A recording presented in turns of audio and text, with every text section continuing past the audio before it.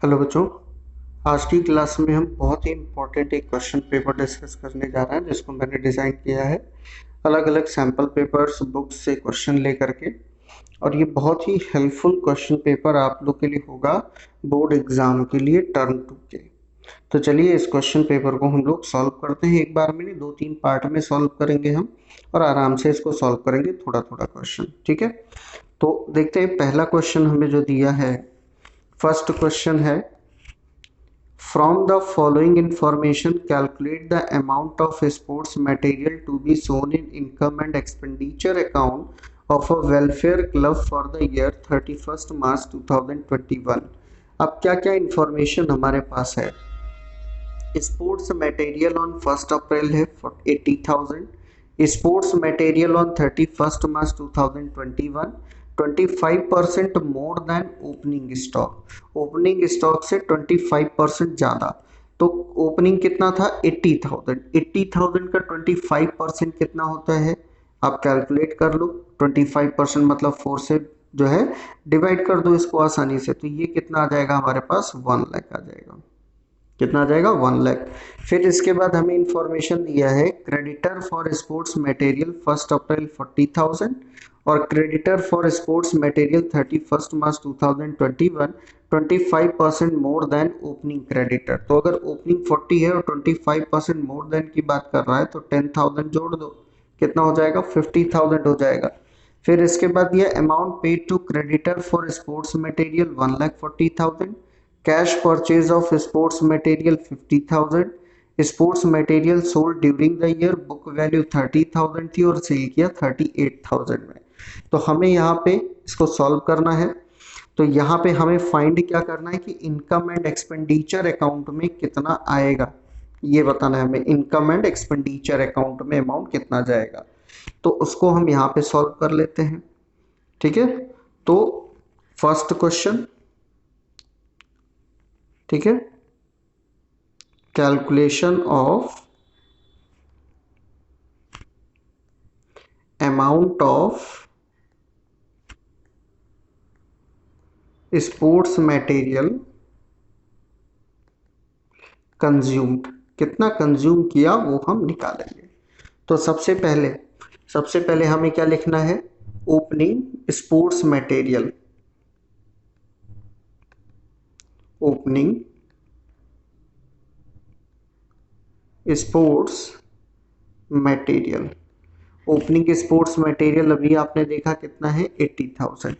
अब इसमें क्या क्या ऐड होता है, सबसे पहले तो कैश परचेज क्या ऐड होगा, कैश परचेजेस ऐड होगा। कैश परचेज हमने कितने का किया था 50,000 का। Amount paid to creditor, amount paid to creditors, amount कितना पे किया क्रेडिटर को 1,40,000। और इसके बाद क्लोजिंग क्रेडिटर, क्लोजिंग क्रेडिटर अभी हमने निकाला था 50,000। Closing creditors 50,000। तो यहाँ पे 2,40,000 ऐड हो जाएगा, कितना आ जाएगा 3,20,000। अब इसमें से लेस क्या क्या होता है, लेस होता है closing sports material, closing stock of sports material. Closing stock of sports material हमने निकाला था 1 लाख रुपीज। ओपनिंग क्रेडिटर 40,000 दिया था, ओपनिंग क्रेडिटर्स 40,000। और यहाँ पे स्पोर्ट्स मटेरियल हमने सेल किया है, स्पोर्ट्स मटेरियल, और हमेशा ध्यान रखना कॉस्ट वैल्यू लिखनी है 30,000। तो ये कितना माइनस हो जाएगा 1,70,000 माइनस हो जाएगा। और यहाँ पे जो हमारा आंसर आएगा वो कितना आएगा 1,50,000।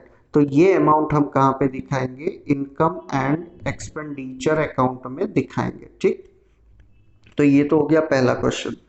दूसरा क्वेश्चन क्या दिया है कि हमें डिफरेंस बताना है डिसोल्यूशन ऑफ पार्टनरशिप और डिसोल्यूशन ऑफ पार्टनरशिप फर्म में on the basis of closure of the books, यानी बुक को क्लोज करने के बेसिस पे बताना है।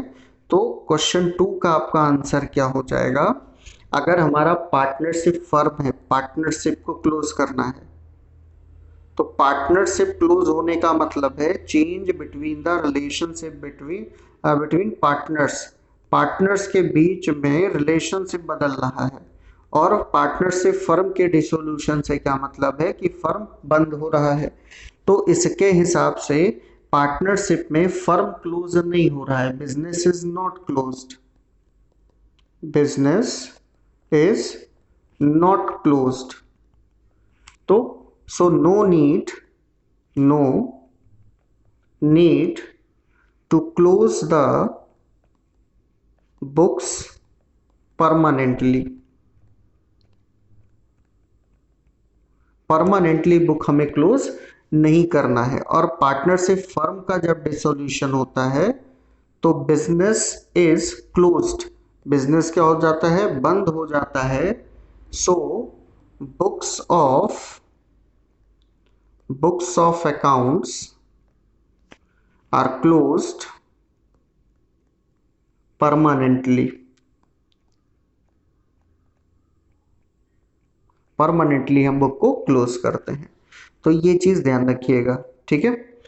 अब यहाँ पे थर्ड क्वेश्चन दिया है, थर्ड क्वेश्चन क्या है वो देखते हैं।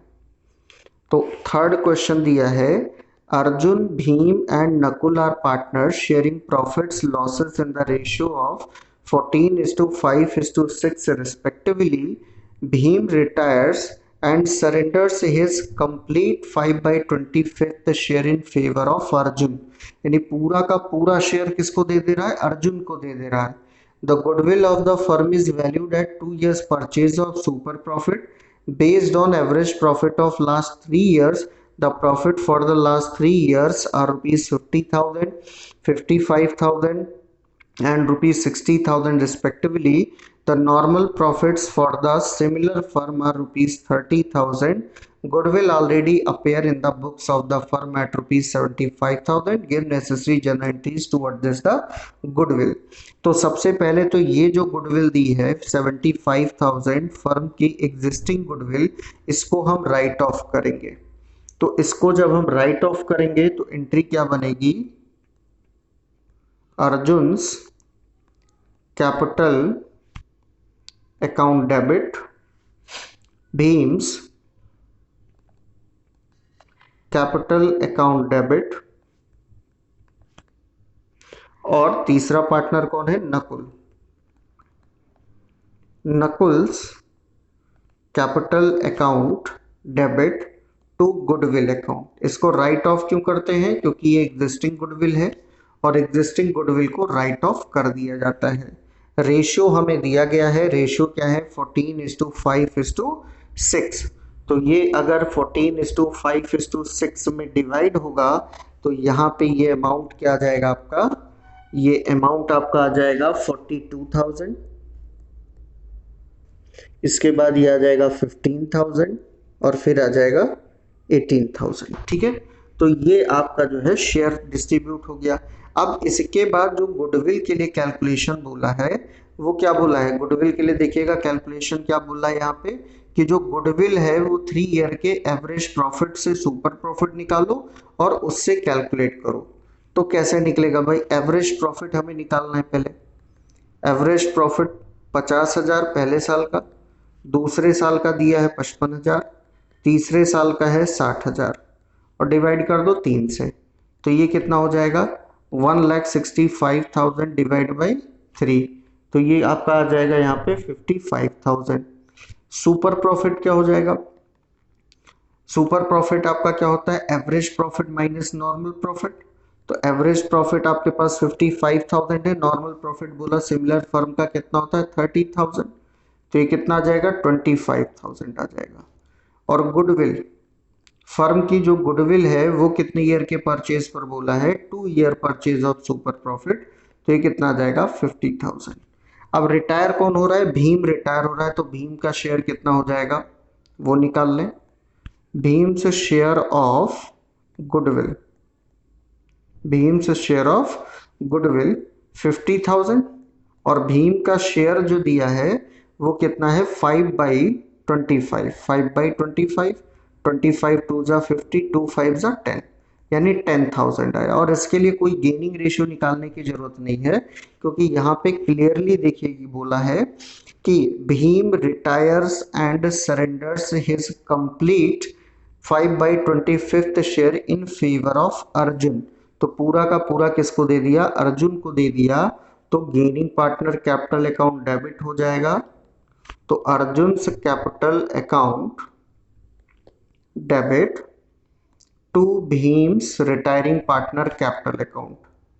भीम्स कैपिटल अकाउंट कितना हो जाएगा? पूरा का पूरा 10,000 हो जाएगा।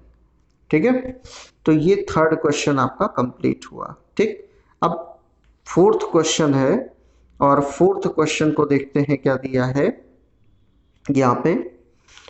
तो फोर्थ क्वेश्चन आपका है, Vinod welfare club has 1,300 members each paying an annual subscription of rupees 250.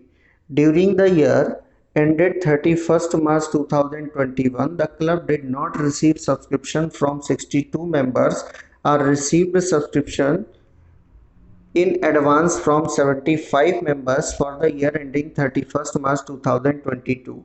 On 31st March 2020, selections were in area, ये सिलेक्शन नहीं सब्सक्रिप्शन होना चाहिए था, 15,000 and subscription received in advance were rupees 3,500. Calculate the amount of subscription that will be debited to receipt and payment. ध्यान से पढ़ना, अक्सर हम लोग इनकम एंड एक्सपेंडिचर में कैलकुलेट करते हैं कि कितना आएगा, लेकिन यहाँ पे उल्टा पूछ लिया कि रिसीप्ट एंड पेमेंट में कितना आएगा। इसका मतलब सब्सक्रिप्शन हमें रिसीव कितना हुआ है ड्यूरिंग द ईयर वो हमें निकालना है। तो for the year ended 31st मार्च 2021 बताना है। तो अब इस कंडीशन में हम क्या करेंगे? देखिए, अभी तक जब हम सब्सक्रिप्शन निकालते थे, subscription for the current year, तो उसमें क्या करते थे? Subscription receive during the year लेते थे। ठीक है, फिर उसमें हम ऐड करते थे आउटस्टैंडिंग एट द एंड, फिर ऐड करते थे एडवांस इन द बिगिनिंग, फिर उसके बाद हम लेस करते थे आउटस्टैंडिंग इन द बिगिनिंग और advance at the end. But अब इसका उल्टा करना है। उल्टा करना है मतलब हमें subscription for the current year से स्टार्ट करना है, ना कि रिसीव्ड ड्यूरिंग द ईयर से स्टार्ट करना है। तो यहाँ पे देखिएगा हम क्या करेंगे। यहाँ पे देखिए क्वेश्चन नंबर कौन सा है? क्वेश्चन नंबर है 4। ठीक, तो क्वेश्चन नंबर 4 में सबसे पहले लिखेंगे सब्सक्रिप्शन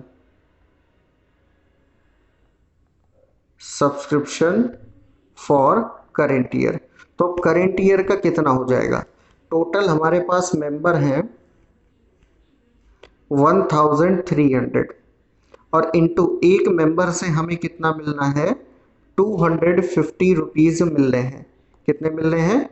250 रुपीज मिल रहे हैं।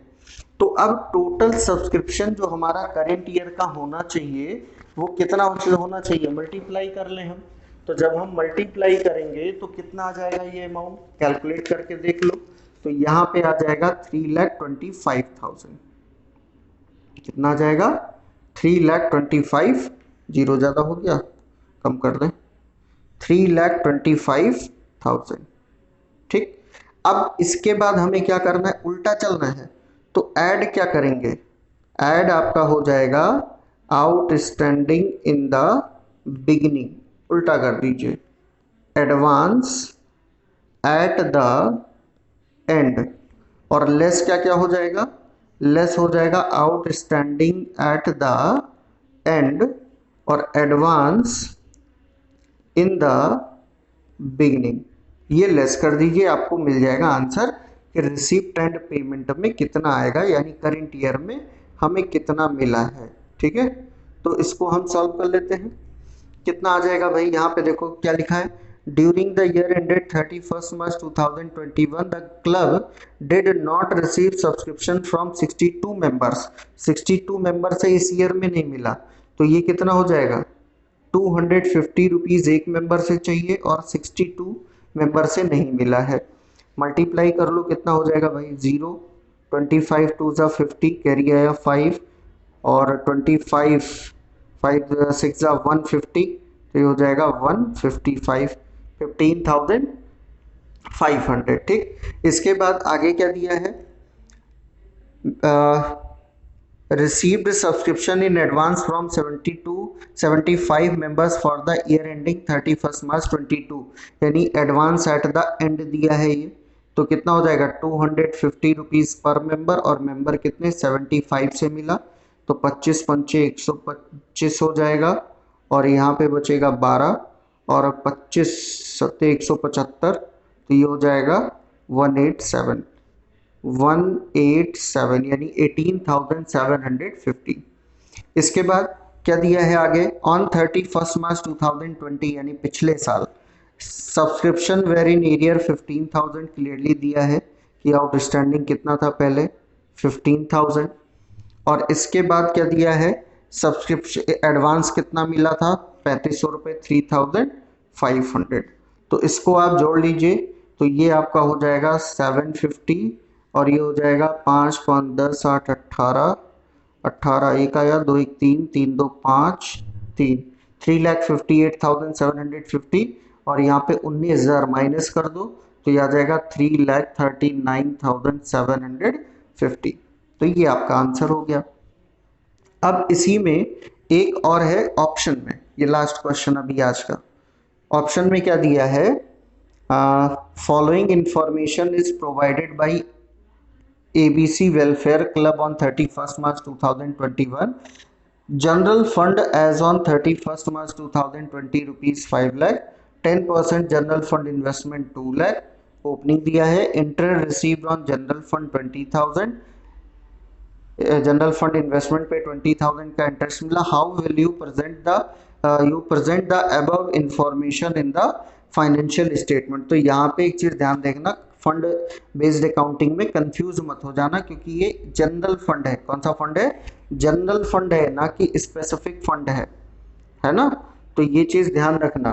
तो यहाँ पे सबसे पहले आप क्या बनाओगे, इनकम एंड एक्सपेंडिचर अकाउंट, क्या बनाओगे, इनकम एंड एक्सपेंडिचर अकाउंट बनाओगे, और इसमें आप पहले इनकम में लिखोगे, किधर लिखोगे, इनकम में, इनकम में क्या लिखोगे आप यहाँ पे, इंटरेस्ट बाई इंटरेस्ट, कितना आ जाएगा आपका 20,000 रुपीज जो आपको इंटरेस्ट मिल रहा है। फिर आप बनाओगे बैलेंस शीट, बैलेंस शीट में जनरल फंड लिख दोगे, लायबिलिटी साइड में कितना 50,000 लिख दोगे, और इसके बाद जो जनरल फंड इन्वेस्टमेंट है, जनरल फंड इन्वेस्टमेंट है, इसको 2 लाख रुपीज, ये जो इन्वेस्टमेंट किया है ये 5 लाख रुपीज है, 2 लाख रुपीज आप एसेट साइड में लिख दोगे, ये आपका चला जाएगा एसेट साइड में, ये आपका आ जाएगा कहाँ पे, लायबिलिटी साइड में।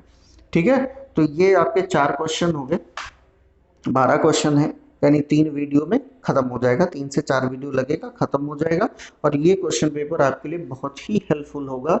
और जितने भी सिलेक्टेड क्वेश्चन थे जो CBSE के पैटर्न पे दिए थे वो सारे क्वेश्चंस आपको दिए हैं, तो इसको अच्छे से कर लीजिएगा, और इसी से रिलेटेड क्वेश्चंस आप लोग सॉल्व करेंगे तो बोर्ड एग्जाम में आपका बढ़िया से क्लियर हो जाएगा। ओके।